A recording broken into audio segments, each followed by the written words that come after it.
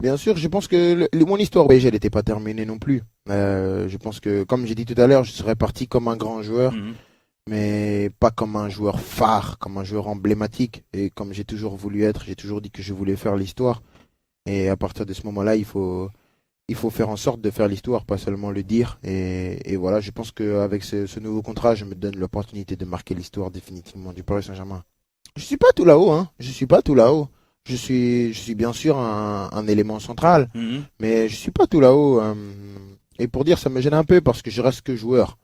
Je reste que joueur et ce qui fait que je suis ce que je suis, c'est parce que je suis toujours resté joueur. Mhm. Je vais pas commencer à m'éparpiller. J'ai entendu pas mal de choses. Kylian, ça a commencé déjà, malheureusement. Kylian, il veut pas de lui. Kylian, il veut de lui. Kylian, il veut faire Non. le recrutement, Kylian Ouais, ceci, Kylian, il non, veut faire non. autrement. Je suis pas bon dans le Non, mais recrutement, bien moi. sûr, bah heureusement, c'est Moi, pas ton rôle surtout. ouais, moi, je suis bon sur le terrain. À partir de ce moment-là, bien sûr qu'il faut s'investir. Parce que voilà, être dans un projet, être un élément central dans un projet, c'est s'investir.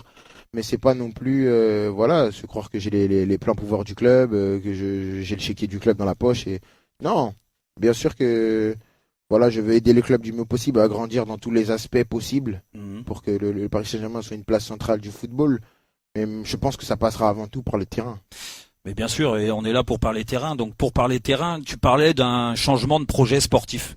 Est-ce que pour toi, le changement de projet sportif, c'est que à la tête de sportifs, des gens qui changent, ou Non, c'est autre chose? non, Comment, je pense que c'est vraiment une restructuration du club Mhm. global. Une restructuration globale du club. Parce que voilà, quand ton club est structuré, il t'emmène un élan qui fait que tu es plus fort pour résister à des attaques Bien extérieures, que sûr. tu es plus fort pour aborder des événements importants.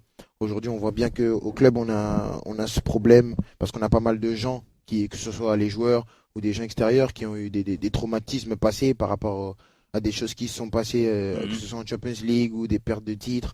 Je pense qu'il y a ce côté aussi émotionnel à gérer. C'est tout un ensemble de choses. C'est pas seulement changer les joueurs, changer le coach, changer le directeur sportif.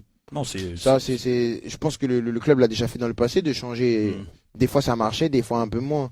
Mais je pense que c'est de changer vraiment tout ce truc, de faire vraiment de Paris une place centrale.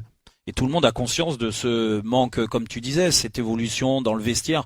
Moi, pour parler de vestiaire, il y a des manques, parce que sinon, il t'arrive pas ce qui t'est arrivé tout au long de l'année, et surtout contre le Real Madrid. C'est quoi ce que tu voudrais changer en priorité dans le vestiaire?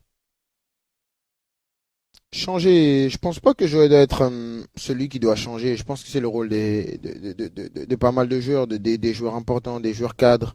Je pense qu'il faut créer une âme à cette Et équipe. ça t'a manqué? Ça a manqué l'âme? Bah, personnellement, toutes les grandes choses que j'ai gagnées dans notre équipe, il y avait une âme.